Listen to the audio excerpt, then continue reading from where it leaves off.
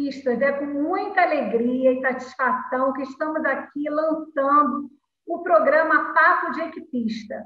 E para estrear esse programa, nada mais, nada menos, nós convidamos o grande Frei Arthur, conselheiro espiritual da província Leste 1, Rio de Janeiro, Espírito Santo, com quem eu tive a oportunidade, eu e meu marido, de participarmos de um retiro maravilhoso, e essa oportunidade vai ser ímpar para nós conhecermos mais do pensamento e das orientações que nós equipistas podemos assimilar para melhor participarmos desse movimento tão grandioso, tão maravilhoso, que nos ajuda tanto no nosso crescimento espiritual conjugal.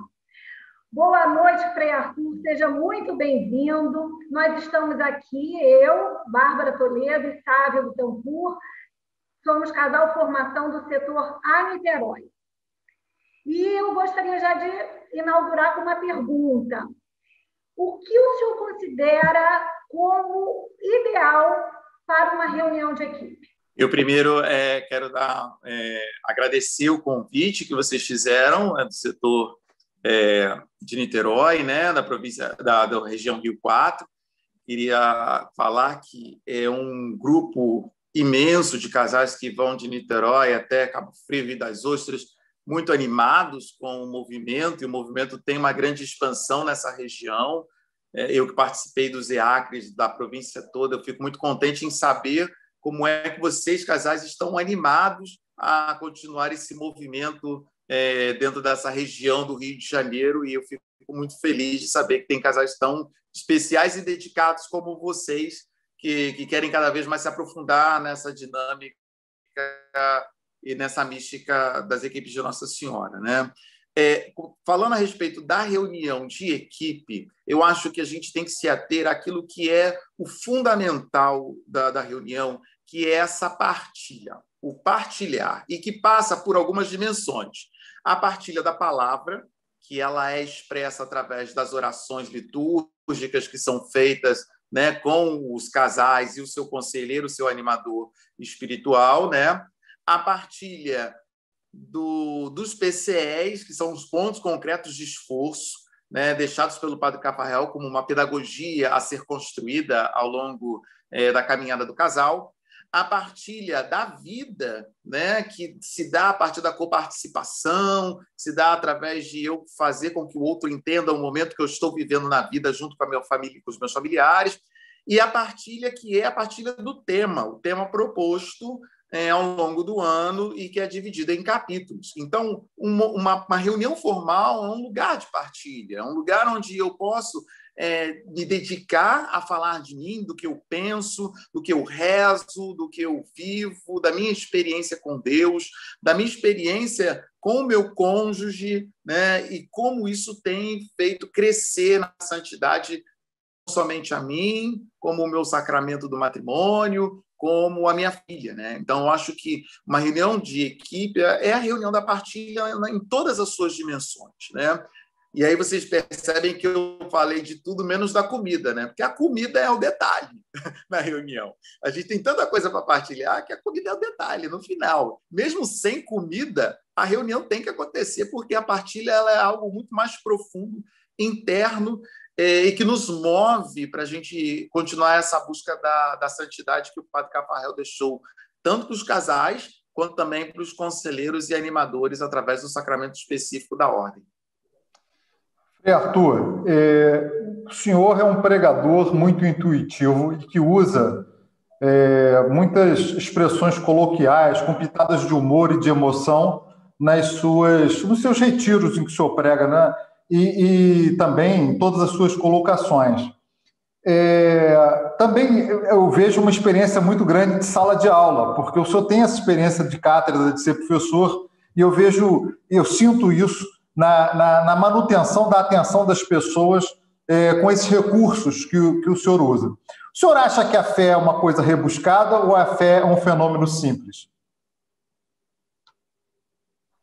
Olha, eu acredito que a fé é mais simples do que a gente imagina. E na simplicidade dela, a gente vai ganhando uma grandeza e uma magnitude que a gente não tem noção. Eu tive a oportunidade de ir mesmo com esse período de pandemia, de ir a Salvador. Eu fui lá no Santuário da Irmã Dulce dos Pobres, né? E aí você sente uma coisa quando você visita o museu da Irmã Dulce, em Salvador, que é ouvir na história dela, de ver uma mulher pequena de 1,56 m, que constrói de um galinheiro de um convento o maior hospital público daquela região em Salvador. Isso é fé. Isso é a capacidade de eu pegar o pequeno, o simples, o cotidiano, né, e transformar isso em algo maior.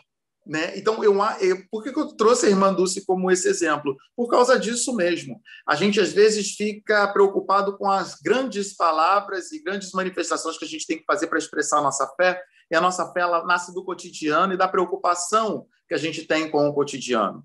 E isso eu aprendi, a gente aprende de Jesus. Jesus ele vai falar do reino de Deus e ele não fala o que é o reino de Deus. Ele fala o reino de Deus se parece com.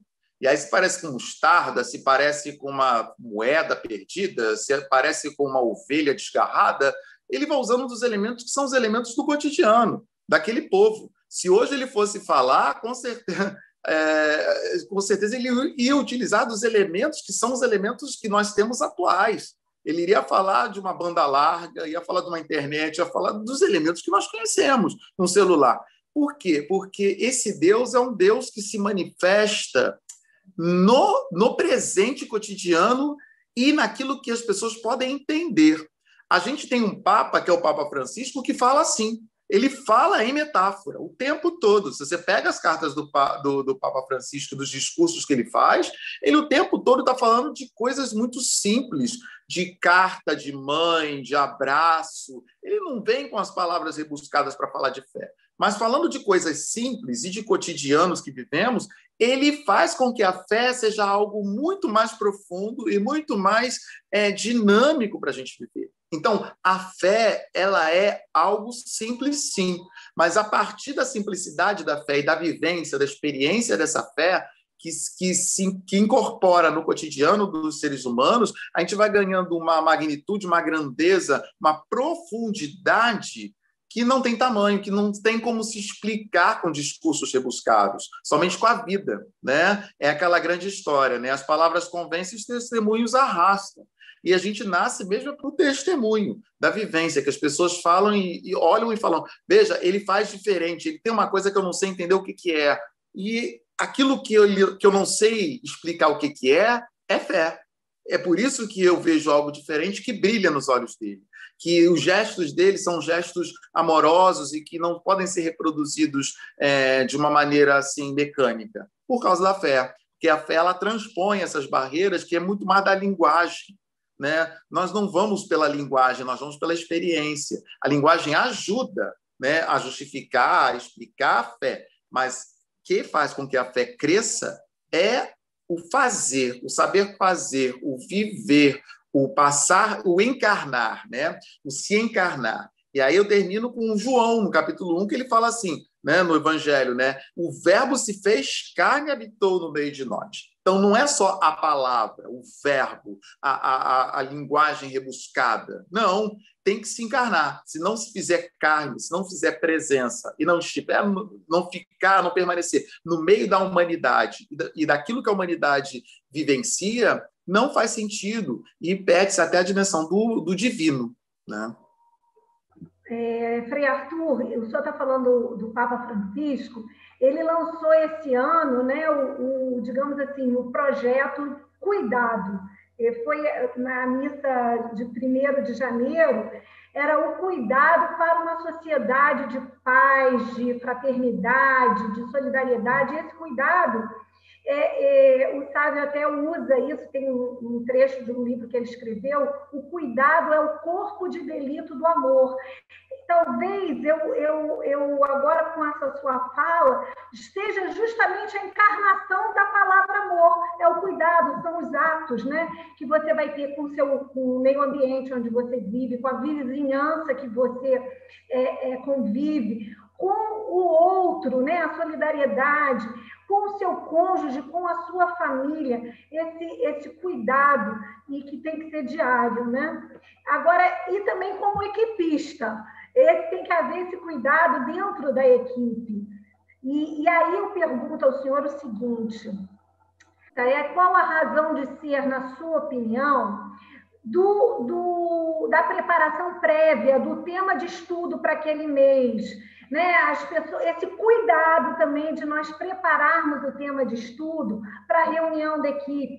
Se isso seria mais um protocolo, já tem os pontos concretos de esforço, agora mais essa preparação do tema, ou isso faz algum sentido, essa justificativa? Eu acho essa pergunta muito boa mesmo. E que é uma questão que, às vezes, a gente fica se debatendo à toa a respeito dessa questão de preparatória, de prévia e para a reunião formal, que é o seguinte. A prévia o pessoal do Nordeste chama preparatória de prévia, né? Que é a reunião anterior para você organizar a reunião formal, o tema, tudo isso, né? E que muitas vezes nós enxergamos como pura burocracia, preencher papel, e não é. A preparatória pensada no movimento primeira questão é a dimensão de você cuidar de algo que é importante. Por exemplo, uma reunião formal. Vou dar um exemplo, como eu gosto de dar exemplos simples, né? Quando vocês estavam namorando Bárbara e Sávio, com certeza, quando estavam no namoro, quando o Sávio ligava e falava: Bárbara, meu amor, vou na sua casa às 5 horas da tarde, você se preparava. A Bárbara se preparava. Da mesma forma que quando a Bárbara falava: olha só, 4 horas a gente sai, o Sávio tinha que organizar a vida dele para poder estar ali às 4 horas.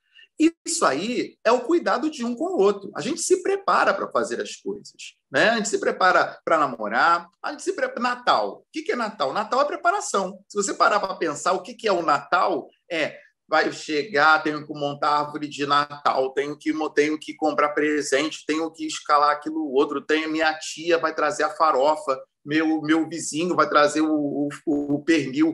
A gente tem... a vida é preparatória. A vida é uma preparação, sempre para algo, e quando tem algo importante, a gente sempre se prepara. Agora, para Páscoa, a gente está vivendo a Quaresma. A gente se prepara para Páscoa, né? No Advento, a gente se prepara para o Natal. Por que a gente não se prepararia para a reunião formal, que é algo importante? Então, a preparatória, ela é até a valorização que a gente dá para se encontrar com o irmão mensalmente. Porque eu vou me preparar, a reunião, o lugar onde eu vou me encontrar, eu vou me preocupar se todos os meus irmãos entenderam o tema, né, anteriormente, se a pergunta estava bem feita através das respostas que eles dão, né? Fala assim: olha, todo mundo respondeu assim meio atravessado e saiu, acho que não está bem entendido, acho que estudaram, mas não compreenderam o tema. Por exemplo, nesse ano tem 5 perguntas para trabalhar na reunião formal. Imagina, o casal às vezes pode passar por cima dessas perguntas e não ter tempo e papapá. E na preparatória, o conselheiro ele é capaz de, com o outro casal que está lá, o animador e o CRE, eles estarem lá. Olha, a equipe, todo mundo, a maioria não conseguiu responder a 4, não respondeu a segunda, a primeira. Vamos fazer na reunião, vamos botar um momento em que a coparticipação ela seja mais importante. Ou seja, a preparatória é a capacidade, no primeiro ponto que eu acredito, é a capacidade que eu tenho de valorizar o encontro com o outro. É o cuidado, como vocês estão dizendo mesmo, é o cuidado que eu tenho, porque eu não ofereço para o outro qualquer coisa. Eu quero que a reunião seja uma reunião potente, uma reunião em que todo mundo possa se expressar, e a partir das dificuldades que eu possa ir enxergando ou intuindo que tenha, eu posso construir um ambiente de amorosidade, um ambiente de acolhimento, e mais do que acolhimento, hospedagem. Acho que a gente tem que aprender a ser hóspede dos outros, né? Tem uma autora que eu utilizo muito na UERJ como professor, que é a Isabel Batista, portuguesa, vocês moraram em Portugal, né? Portuguesa, da cidade do Porto, da Universidade do Porto, amiga minha pessoal, e ela fala assim, da pedagogia da hospitalidade. Eu tenho 2 livros escritos a respeito da pedagogia da hospitalidade, batendo bola com ela, porque é isso. A gente acha que hospedar é acolher, e não é. Hospedar é muito mais do que acolher. é também a gente saber receber o inesperado, porque um hóspede ele pode chegar na tua casa e falar: tem uma pasta de dente para me emprestar? E aí você fala: putz, pasta de dente? O outro nos atravessa com as demandas dele. Não é só receber, é fazer com que a diferença que o outro traz também seja algo importante para o meu crescimento, né? Então, eu preparo para poder hospedar o outro dentro da minha vida e eu ser hospedado pelo outro. Esse é um primeiro momento de preparatória. E o segundo é o seguinte: quando a gente tem uma preparatória anterior, eu estou falando de preparatórias para a reunião formal, né, eu tenho a possibilidade de, quando não estou em pandemia, né, receber o conselheiro e o animador na minha casa, porque eu posso fazer a preparatória na casa do casal. E eu sempre utilizei esse momento de preparatória, eu vou a todas as preparatórias da minha equipe, eu sempre utilizei a preparatória como possibilidade de eu conhecer cada vez mais a família da pessoa. Porque na preparatória eu vejo os filhos, eu vejo os netos, eu vejo a casa como é que ela está, se ela está bagunçada, se ela não está, mentira, estou brincando. Mas se a família me recebe, se ela não recebe, que é assim, eu ganho uma casa. O conselheiro ele deveria adorar a preparatória porque você ganha uma casa, né? A gente não tem família e ganha mais 7 famílias, 6 famílias nos casais, né? Eu tenho experiências de preparatórias em que o casal ele fala assim: hoje o meu neto falou que vem aqui porque sabe que quando o senhor vem eu faço pudim para o senhor comer. Acho ótimo, porque eu não tenho criança dentro de casa. Onde que eu vou entrar em contato com criança? Na casa de vocês. Então, a preparatória é a oportunidade que eu tenho de também me aproximar dos casais, eu conhecer a vida dos casais, os netos, me estabelecer vínculos. Então, às vezes, a gente fica com essa coisa da preparatória e de, é mais um protocolo, mais uma burocracia, tem que inventar uma reunião prévia à reunião formal, eu tenho que me preocupar com a pergunta do outro. E eu fico com esse lado e eu esqueço do outro lado que é tão bonito, que é o lado da acolhida, da hospedagem, de eu proporcionar ao meu conselheiro, ao meu animador, um lar para ele estar lá, porque ele não casou, porque ele é padre, ele é freira, ele é frei, e ele vai estar lá com os meus netos. Eu vou poder conversar coisas que eu não vou conversar na equipe, na frente de todo mundo, vou receber um conselho espiritual, ou seja, vou ter um padre delivery lá em casa, vou dar uma bênção lá numa imagem. A gente perde a oportunidade achando que é a burocracia. Eu acho que quem perde é o casal. É o casal que não vê no pequeno detalhe de uma preparatória que vai calhar para ele no ano, 1 ou 2 vezes, a oportunidade de aproximação do conselheiro e também a possibilidade de eu promover aos meus irmãos, numa reunião de equipe, uma profundidade em alguns temas, alguns pontos do livro tema, que possam fazer verdadeiramente que aqueles sujeitos sejam elucidados, muitas vezes, por coisas que eles não conseguiram vivenciar no estudo entre os dois e que pode ser ampliado no grupo maior, que é o da equipe. Nós tivemos para esse ano a indicação do ponto concreto de esforço do retiro de casal, né, e como um ponto concreto de esforço do ano. É claro que isso ficou muito prejudicado em função da impossibilidade de estarmos juntos o tempo inteiro, mas vai chegar uma hora, as vacinas estão começando a ser dadas, a esperança é muito grande de que nós tenhamos uma imunização muito boa no Brasil. E então, quer dizer, nós temos a esperança de podermos fazer retiro esse ano ainda, mais para o final do ano. E às vezes eu encontrei muitos amigos, e eu mesmo, em uma fase da minha vida, tinha muita má vontade com retiro. Estou aqui me confessando publicamente. E depois que eu comecei a fazer retiro, eu vi como eu era tolo e como eu estava me privando de algo realmente bom. Eu queria saber qual a sua opinião sobre o retiro, qual a importância desse ponto concreto de esforço para os casais, seja na sua vida pessoal, no seu relacionamento íntimo, né, no seu acerto, como na sua vida espiritual, no seu caminho para a santidade. Eu vou começar falando do retiro, falando do Padre Cafarel. A gente sempre tem que lembrar que o Padre Cafarel nunca quis criar as equipes de Nossa Senhora. O que ele queria era casas de oração. Ele estava preocupado com a vida espiritual das pessoas. E o que aconteceu foi que Deus atravessou o plano dele com os casais. E aí o que ele falou é: vamos fazer juntos, né? Vamos caminhar juntos, daquilo que a gente sempre repete, cherchonance. E, a partir daí, ele vai criando a pedagogia do movimento das equipes de Nossa Senhora. É por isso que o retiro está ali como uma pedagogia. Ele não é uma coisa específica, porque quando você para em dever de sentar-se, claro, o casal precisa se sentar e conversar. Quando você fala de regra de vida, é claro, o casal precisa tirar algumas questões que precisam ser modificadas entre um e outro. Quando você fala de oração conjugal, é óbvio, se eu rezo sozinho, tem que aprender a rezar com um colega. Aí você vem com o retiro. Retiro parece que é a tartaruga em cima da árvore. Ninguém sabe quem colocou o retiro dentro do movimento. A gente não sabe como uma tartaruga sobe em cima de uma árvore. Alguém colocou ela lá, né? Aí você fala assim, retiro também é a mesma coisa. Há uma tartaruga em cima da árvore. Quem colocou? Parece que destoa dos casais fazer retiro. É desejo do Padre Cafarel. Padre Cafarel, visionário, falando: se é importante o retiro na vida dos religiosos e das religiosas, porque é um encontro com Deus mais profundo, é um tempo de parada para encontro com Deus, por que não seria para os casais? Por que o retiro, que é tão importante para mim como religioso agostiniano, as freiras, para os padres diocesanos, o retiro é algo muito importante, por que não pode também ser importante para aquele que está lá no cotidiano da vida, com um filho, com um neto, quem seja? Então, o retiro ele é um prêmio, um presente que a gente ganha para ser exercitado. Ele não foi criado para os casais, mas ele pode ser vivido pelos casais, ele pode ser pensado pelos casais. E aí os casais precisam buscar um sentido para que esse retiro seja realmente um momento que seja um momento de parada e encontro com Deus. Então, é importante esse primeiro movimento. A vontade de estar ali, né? E fazer retiro não é fácil. Além de estar ali de corpo presente, físico, também tem que estar de alma. E o retiro ele é algo que não é natural. Ficar em silêncio, ficar uma hora somente com Deus, não é algo normal do cotidiano, é algo extraordinário, é extraordinário o retiro nesse sentido.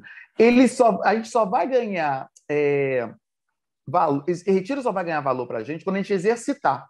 A gente tem que fazer, o primeiro a gente não vai gostar, o segundo a gente não vai gostar, o terceiro a gente vai se acostumar, o quarto vai ser legal, o quinto vai ser...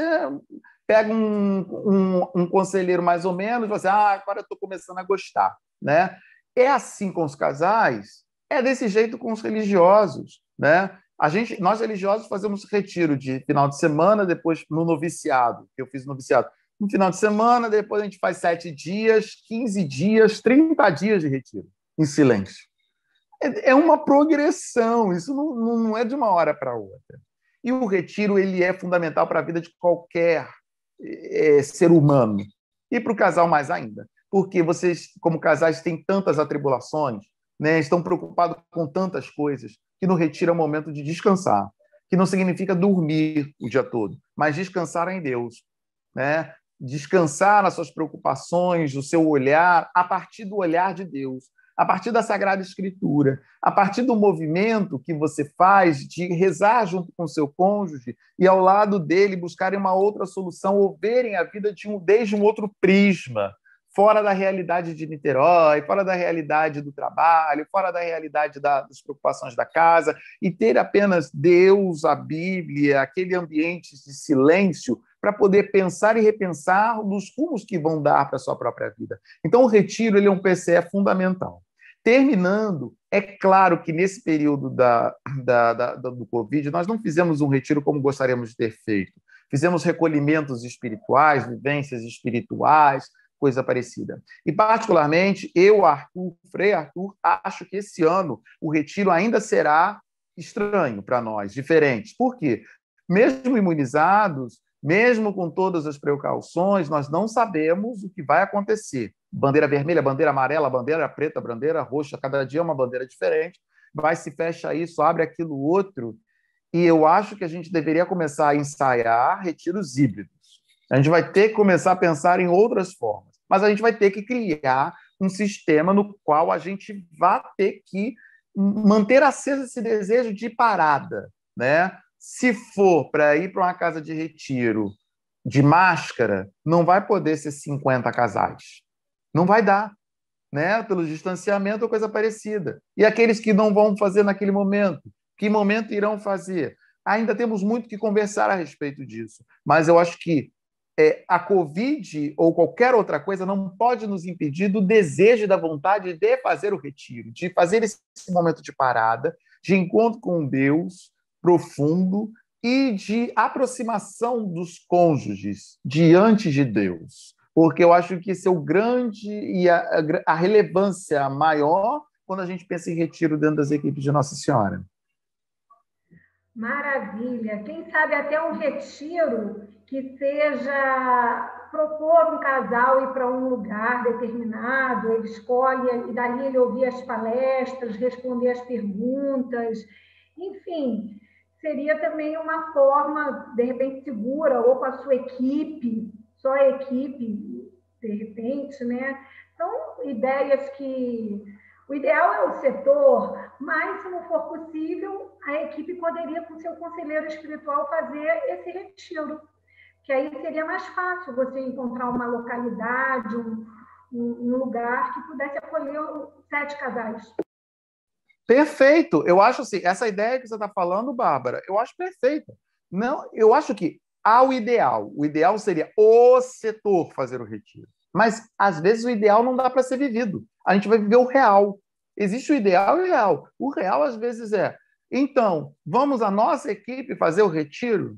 O conselheiro, ele vai, e é muito mais fácil juntar numa casa de retiro imensa, grande, né? 7 casais, e aí tem um espaçamento maior, né? Distanciamento físico maior, do que juntar 40 casais. Eu acho que a gente não pode arranjar desculpa, né? A gente tem que ser criativos. E as famílias são criativas. Quando falta dinheiro na casa de vocês, olha, cortam um dobrado. Quando falta carne, falta comida, vocês inventam um ovo mexido, pegam um negócio, já inventam.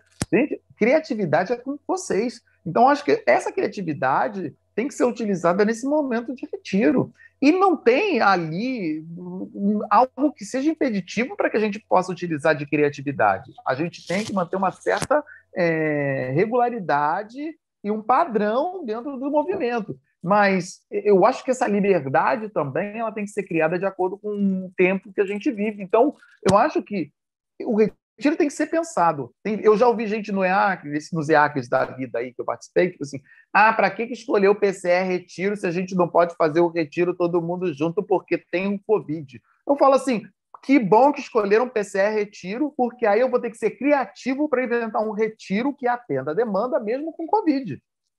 Então aí o movimento está falando assim, seja criativo, meu filho.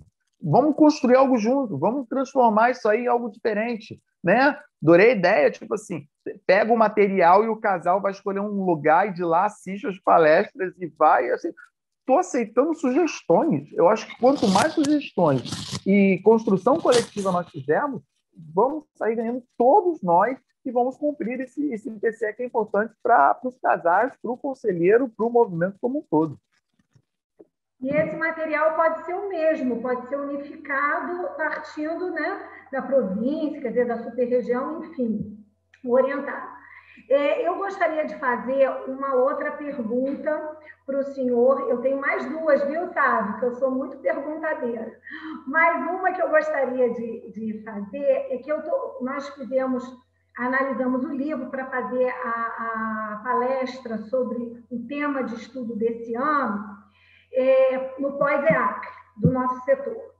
E nós percebemos que todo o capítulo estimula você fixar uma regra de vida. A partir dessa leitura, do texto que você leu, algo te inspirou para estabelecer uma regra de vida? Eu queria que o senhor falasse um pouco da regra de vida, da importância, se cada mês a gente muda ou se a gente deve mudar a regra de vida a partir da conquista daquele hábito, daquela conduta anterior estipulada como regra de vida. Olha, eu vou começar falando da regra de vida, falando de psicologia, que é do meu campo, que é psicologia. E tem um autor que se chama Charles Duhigg, E ele fala o seguinte, que o costume vira hábito, o hábito vira comportamento, o comportamento vira traço de personalidade. Toda vez que eu lembro de regra de vida, eu lembro disso. Né? É o clássico da teoria cognitivo-comportamental. Né? O costume vira hábito, o hábito vira comportamento, o comportamento vira traço de personalidade. Que é, na verdade, a tentativa da regra de vida. É você, a partir da conversa, do diálogo que você tem com o seu cônjuge, refletindo sobre a sua vida, a partir da luz de Deus, eu ter uma nova versão daquilo que eu sou. Porque esse é o grande lance da regra de vida, é construir uma nova versão daquilo que eu sou, daquilo que eu tenho, daquilo que eu faço.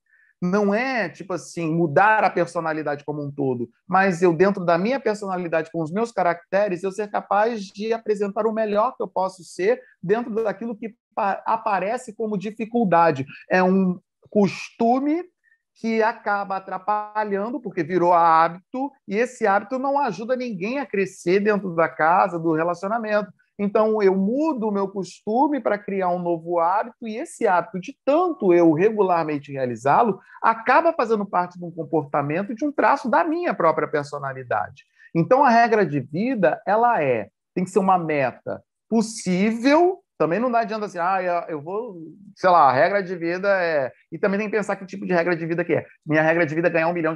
Putz, regra de vida de R$1 milhão, para quê? A pergunta é meio tonta. Então, o que é a nova versão? Eu dou conta de fazer isso? Porque tem muita gente que começa, escolhe uma regra de vida e fica 1 mês, 2 meses, 3 meses, 4 meses, 1 ano, e fala assim, partilha dentro da equipe formal. A minha regra de vida é essa, né? Faz 1 ano que eu estou com essa regra de vida. Então, coleguinha, está na hora de mudar a regra de vida. Porque você precisa mudar uma coisa antes dessa regra de vida para alcançar essa regra de vida. Porque às vezes você fala assim, eu preciso ser paciente, e eu não estou conseguindo ser paciente. Mas você escuta os outros? Não. Então, como é que você vai ser paciente se você não escuta os outros? A primeira regra de vida é, vou escutar mais os outros. Acabou. Eu tenho que primeiro escutar os outros, depois eu tenho que fazer uma regra de vida para me silenciar para eu poder alcançar a paciência. Então, se a minha regra de vida não está funcionando, eu tenho que parar. Olha, está faltando alguma coisa anterior para ser trabalhado dentro de mim, para eu depois escolher isso como regra de vida. Né? Então, isso também é algo que tem que ter a sensibilidade da pessoa que está fazendo essa regra de vida. Também não é aconselhável mudar a regra de vida toda hora também.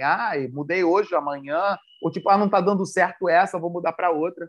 Eu acho que aí vai prevalecer o bom senso, né? Pensar, por que eu não estou alcançando essa nova versão de mim? O que falta de ferramental para que isso aconteça? E eu ter a perseverança. Se não tiver perseverança, não tem como continuar qualquer regra de vida. E uma regra de vida que fale de relacionamentos, né, gente? Não uma regra de vida que fique falando de coisas materiais. As coisas materiais assim, buscar a Deus, a palavra de Deus, e tudo demais virá em acréscimo. Eu acho que é a possibilidade da gente ser melhor enquanto pessoa. E se a gente muda pessoalmente nas nossas relações, com certeza, as relações de trabalho, as relações financeiras, as relações materiais também vão mudar. A gente muda a relação subjetiva, intersubjetiva, a objetiva também muda, a material também muda, a maneira de ver o mundo também muda. Eu acho que às vezes a gente faz ao contrário, a gente vai para o objetivo, vai para o material, esperando que mude o subjetivo. A gente devia voltar mais para dentro de nós mesmos, isso é uma regra bem agostiniana, para dentro de nós mesmos, ver o nosso lado, o subjetivo, aquilo que nos falta, porque ao mudar de dentro para fora, o de fora acaba sendo modificado, a visão que eu tenho de fora acaba sendo modificada, e eu vou também receber os benefícios dessa mudança de maneira externa e de maneira material também. Então, acho que a gente precisa trabalhar isso como uma regra de vida. A regra de vida não é só, termina aqui, a regra de vida não é só o meu marido, a minha esposa falou que eu tenho que mudar isso, então é a minha regra de vida. Não é, porque ela vai ser o fracasso. Se você não estiver convencido de que aquilo realmente vai fazer diferença na sua vida conjugal e familiar, qualquer um pode dizer para você mudar. E você pode até conseguir mudar por algum período da sua vida, mas isso vai voltar. É o retorno do recalcado? Isso vai voltar. porque não foi de coração, foi por causa do outro. Eu tenho que desejar, ou criar, buscar esse desejo. Eu tenho uma paciente no consultório que ela me ensinou uma coisa muito legal. Ela falou assim, eu queria querer isso. Eu achei essa frase o máximo. Acho que a gente precisa começar a querer. E ela, no meio da sessão, eu queria querer isso. Eu acho que a gente tem que começar a querer alguma coisa. Porque é o princípio de qualquer construção de desejo e de mudança, e principalmente na regra de vida, a gente precisa querer mudar, ou querer uma nova versão sobre aquilo que nós vamos sendo de nós mesmos. Frei, às vezes nós temos relatos de casais em reuniões de equipe que acabam assim tomando um grande tempo da reunião, muitas vezes com questões pessoais.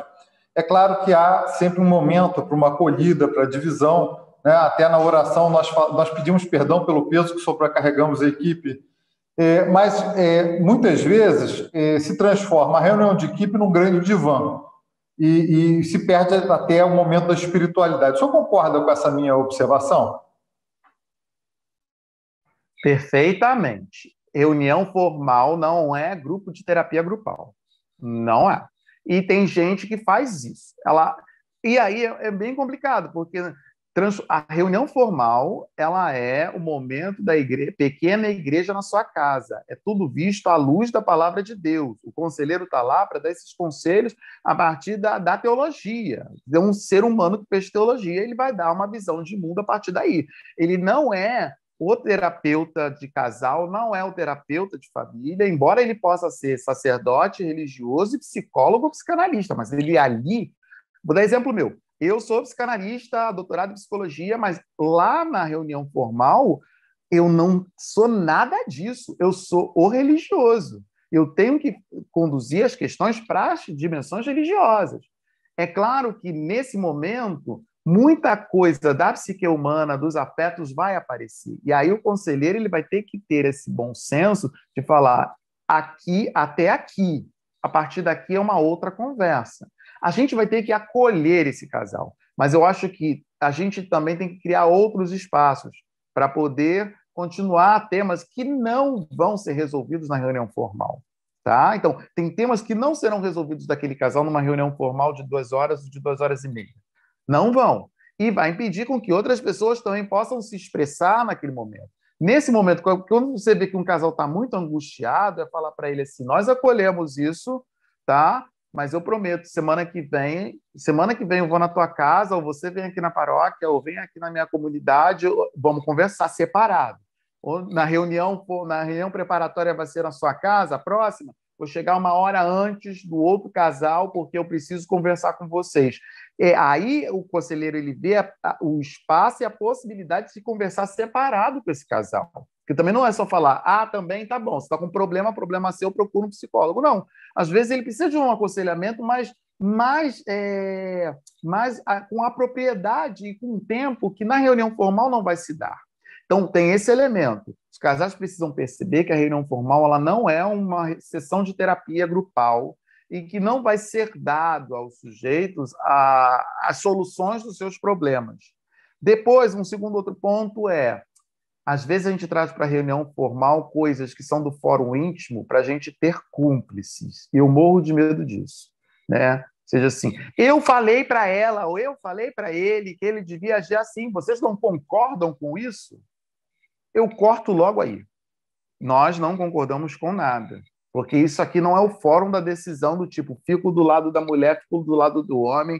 Não é tribunal. Senão eu fico que nem Salomão, fica assim, eu tenho uma criança, esse é meu filho, vou cortar no meio. Não é tribunal, não posso decidir pelo marido ou pela mulher, cortar no meio. Não é momento de falar ali, né? Você está certo, ele está errado. A gente acolhe o que você está trazendo, essa sua angústia, mas vamos partilhar todo mundo e vamos dizer uma palavra de otimismo para você continuar. Mais tarde vamos conversar separado. Eu acho que aí entra o papel do conselheiro ou animador. Ele tem que, não que ele vai conduzir o momento da partilha, mas ele é capaz de fazer o corte epistemológico da construção desse espaço de conhecimento que é também a reunião formal. Fala assim, olha, aqui não cabe, vai caber em outro momento. Né? Esse agora é para fazer isso. O que podemos falar para você é X, Y. né? Mas também ele tem que assumir, quando ele corta, nesse momento, que ele vai retomar isso separadamente. Não adianta falar, não vou discutir isso agora, não vou discutir nada. Não, eu vou discutir, isso aí não está legal, vamos escolher um outro momento que eu vou conversar com vocês. E a equipe ser madura o suficiente para poder dar o suporte, que é o suporte da oração, o suporte emocional, o suporte da acolhida, que tem uma outra autora que estava dando uma palestra sobre empatia, e ela falava assim, às vezes, o mais importante não é a resposta que eu dou para a pessoa quando ela tem um problema, é eu ser capaz de compartilhar com ela o não saber a resposta do problema. Sabe? É aquele momento que a gente pensa, às vezes, quando a gente vai no enterro, quando alguém perde um parente querido, a gente não tem palavra para falar, a gente só fala assim, eu estou aqui, vou ficar do teu lado. E saber que tem alguém do teu lado passando por essa dificuldade já ajuda bastante. Que te tira de um desamparo, te tira de um ambiente ali, que é um ambiente angustiante. Então, não é lugar de terapia grupal, não é lugar de divã, ali é lugar de oração, ali é lugar de testemunho, né? O testemunho de um casal em relação ao mesmo problema do outro. Ali é um momento em que eu acolho afetivamente o meu irmão, mas eu não vou dar soluções, eu não vou dar respostas. Eu posso ajudá-lo a dar pistas para ele pensar, mas eu não posso falar é isso, é aquilo outro. Eu não posso tomar posicionamento. Você está certo, você está errado. Não é um tribunal. Ali é o lugar da partilha. E nessa partilha, claro, a gente vai até falar, eu já passei por isso, sabe? Isso não é legal, ou, poxa, que coisa, sou solidário a você, né? A gente conversa depois lá fora, depois na hora do café, vamos conversar aqui no quintal, na sacada do apartamento, mas senão a gente acaba transformando esse lugar, que é o lugar da espiritualidade, em um outro lugar da vivência dos afetos, e que você não vai ter alguém, talvez, ali para dar respostas e amarrar aquela situação. Fica aberto, o sujeito fica com a ferida exposta e ele sai insatisfeito. E ainda sai falando mal da gente, viu? Sai falando mal do grupo, que o grupo não o acolheu, ou que o grupo não foi capaz de resolver o problema dele. Mas nós não estávamos ali para resolver o problema. Estamos ali para dar suporte para que ele, ou os autores falam, tem os autores que falam que a gente deveria ajudar o outro a ajudar a si mesmo. Então, talvez ali seja o lugar onde eu posso ajudar o outro a ajudar a si mesmo. Quem tem que se ajudar é a pessoa. O que eu posso fazer é ajudar ele a se ajudar, mas eu não posso resolver a questão por ele. Isso o terapeuta não vai fazer, e muito menos o conselheiro vai fazer, e muito menos o casal responsável de equipe. Mas a gente vai poder dar suporte para que ele possa aguentar esse momento, o suporte para ele poder atravessar essa dificuldade, e a partir daí ele ter ferramentas de discernimento, oração, acolhida, para ele tomar as decisões que ele precisa tomar e se responsabilizar por elas ao longo da sua caminhada, né? Enquanto família, enquanto cônjuge nesse mundo. A Bárbara vai fazer agora a última pergunta e depois eu encerro e dizer para o senhor que está sendo uma abertura com chave de ouro do nosso podcast hoje, Papo de Equipista. Bárbara, pode fazer. Bom, a pergunta que eu ia fazer para finalizar está até no capítulo 1 do livro, né? Como eu posso convencer outros casais a virem participar do movimento? O senhor recomendaria algum aspecto do nosso carisma, uma fala do padre Henrique Rafael, para a gente poder chamar, que seria assim, um atrativo para chamar outros casais? Eu acho que o maior convite que nós podemos fazer é o nosso próprio testemunho. Testemunho de casal, equipista, dentro da paróquia, nas relações que nós temos com os nossos filhos e na vivência que nós temos no mundo, né? Como dizia o padre Cafarel, né? Se a equipe formar robustos apóstolos para a sociedade contemporânea e apóstolos cristãos, já fizemos o nosso trabalho. O padre Cafarel fala numa carta mensal na década de 1960. Então, eu acho que é isso. O movimento ele tenta formar robustos apóstolos cristãos para viver os problemas da sociedade, porque os apóstolos enfrentaram os problemas daquele tempo, daquela sociedade. E é isso que a gente faz. Outro ponto também que a gente precisa fazer é falar a verdade com doçura. Por que eu estou falando isso? Falar a verdade com doçura sobre o movimento. Porque quando a gente quer trazer alguém para o movimento, a gente fala assim, não, o movimento ele é super tranquilo, só tem uma reunião, não precisa fazer nada, dividiu comida, é super legal. E não é isso. A pessoa ela chega e ela se decepciona, porque tem TCE para fazer, tem retiro, tem reunião formal, tem informal, tem missa. Aí você fala assim, PROCON, né? Chama PROCON. Você me vendeu uma coisa e eu tenho que fazer outra coisa.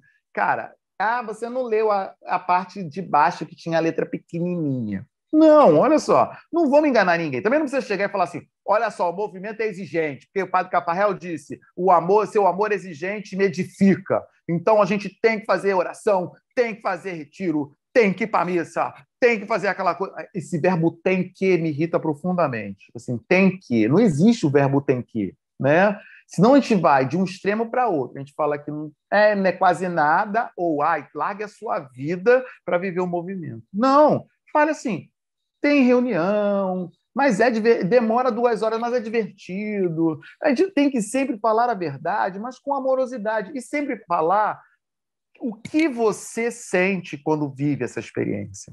Olha, eu vou para uma reunião formal, ela demora 2h30. Nossa, mas é muito bom, cara. Sabe por quê? Porque eu posso falar, lá eu converso com outra pessoa, a gente reza para Nossa Senhora, a gente tem um conselheiro delivery que está lá tirando nossas dúvidas, aí eu tenho um livro, sabe? Tem que ir na noite de oração todo mês. Sim, mas na noite de oração, aí o que acontece é que a gente vai, reza, encontra o colega, o amigo, no final tem um bolo, a gente come bolo, aí a gente troca figurinha, né? Aquela coisa. Mas tem retiro, mas aí significa que a gente vai para outro lugar, aí a gente pode fazer carona solidária quando acabar o Covid, e aí a gente fica mais amigo, mais próximo do outro. A gente pode apresentar aquilo que parece trabalho e dá trabalho, mas pode falar, veja como é que eu sou feliz fazendo isso, né? Veja como eu sou feliz fazendo... isso faz sentido para mim. Se você não demonstrar no seu testemunho que aquilo que você faz tem sentido para você, na sua vida, você não atrai ninguém para fazer parte do movimento. Então, eu acho que isso são dicas que eu estou dando e que pode ajudar a sairmos dessa patinação que muitas vezes acontece na hora de convidar casais e conselheiros também. Porque também a gente vai fazer a informação para os conselheiros e falar, não, padre, é só uma reunião por mês, é rapidinho. Não é. O conselheiro ele é equipista. Ele vai ter que assumir também todo um conjunto de coisas, né? E falar assim, pô, padre, tem reunião, sim, tem uma missa mensal que o senhor vai celebrar, mas olha só, os casais estão aí para te ajudar, os casais vão estar te dando suporte, né? O senhor vai ser convidado para almoçar no domingo na casa de a gente faz rodízio, né? Cara, você tem que falar, é legal, né? Isso dá trabalho, mas vale a pena viver esse trabalho. Então, eu acho que esse é um grande lance para a gente fazer essa expansão do nosso movimento. Santo Agostinho, termino mesmo com Santo Agostinho. Santo Agostinho fala assim, não se ama nada daquilo que não se conhece. Se eu não conheço, eu não amo. Então, como é que eu posso fazer com que outra pessoa ame o movimento se eu não dou a conhecer os benefícios que esse movimento tem para a minha própria vida? Então, na minha vida, ele vendo, poxa, dá trabalho, mas eles estão tão felizes, estão tão unidos, se vestem de laranja e acham que laranja é bonito. Deve ter alguma coisa estranha nesse lugar, né? Ou seja, e aí ele vai começar a conhecer e aí ele vai começar a amar. Então, eu acho que não se ama nada que não se conhece. Então, a gente precisa conhecer para amar. E mostrar que esse conhecimento daquilo que eu amo faz bem para mim, para minha família, para a sociedade, e pode ser ofertado para o outro, é o melhor movimento que a gente pode fazer vamos dizer assim, de expansão do movimento em qualquer lugar onde a gente se encontra. E fica também um gostinho do Papa Francisco, que quer uma igreja em movimento, uma igreja da porta da igreja para fora. Né? Eu acho que a equipe também tem muito a responder a partir dessa sua orientação. Eu queria agradecer enormemente ao Frei Arthur por essa generosidade. Foi uma atividade muito interessante de formação. Tenho certeza que os nossos companheiros equipistas, quando ouvirem o nosso papo no YouTube e nas outras redes sociais que nós vamos colocar, vão se divertir bastante, vão aprender bastante, vão ficar com gostinho de quero mais. né? Eu acho que o papel da formação é botar nas pessoas essa curiosidade santa, né? Essa vontade de buscar. Então, eu devolvo a palavra para o senhor se despedir, e depois a Bárbara encerra e fecha a nossa reunião. Agradecer a oportunidade de conversar com vocês. Eu acho que toda proximidade ela é bem-vinda. Eu gosto muito. Eu sou arroz de festa mesmo. Não sei dizer não. Então, eu gosto de estar presente porque eu sempre aprendo. É engraçado isso. As perguntas que vocês fizeram me fizeram pensar. E aí eu saio inquieto, que é uma característica de todo agostiniano, ser inquieto. Mas eu agradeço a oportunidade de vocês, a delicadeza de vocês na condução dessa entrevista, e eu espero que outras pessoas também não somente se divirtam, porque eu acho que é isso mesmo, eu acho que a gente tem que se divertir na vida, em todos os aspectos, mas também que as pessoas possam também sair pensando sobre outras questões que possam... que na verdade, esse momento de podcast, de entrevista, de conversa, não seja para respostas que as pessoas tenham e que eu dei as respostas. Não, seja motivo para elas criarem outras perguntas, porque o que move o mundo não são as respostas, são as perguntas. E eu espero que um equipista bom, criativo, que caminha em movimento, ele crie perguntas a partir de respostas. E essas perguntas se multipliquem cada vez mais e tragam outras respostas, outras pessoas para responder, e assim a gente continue nessa dinâmica que é a própria dinâmica da vida. Obrigado, gente. Frei Arthur, eu quero agradecer aqui também. Realmente não dá vontade de parar essa entrevista. Eu queria poder continuar, tenho tantas perguntas para fazer, mas, enfim, a gente tem que respeitar o tempo, né? E eu tenho certeza, tenho fé que nós vamos ter outra oportunidade para conversar mais sobre esse assunto. Só queria contar uma coisinha, porque essa é a minha última pergunta. Uma vez eu querendo convencer uns casais para entrarem para o movimento, eu falei, pois é, mas que consiste o movimento? É a busca da santificação do casal, né? Santificação? Aí isso é impossível. Eu falei, Sábio, eu dei um furo, não devia ter falado isso, porque as pessoas não compreendem, né? Eu deveria ter falado outra coisa. Aí o Sábio falou, você devia ter falado que é a busca da espiritualidade conjugal. O marido e a esposa melhorarem, se entrosarem melhor nessa espiritualidade, enfim, porque não assusta tanto, mas eu comecei errado. Sabe quando você dá um chute para fora do gol?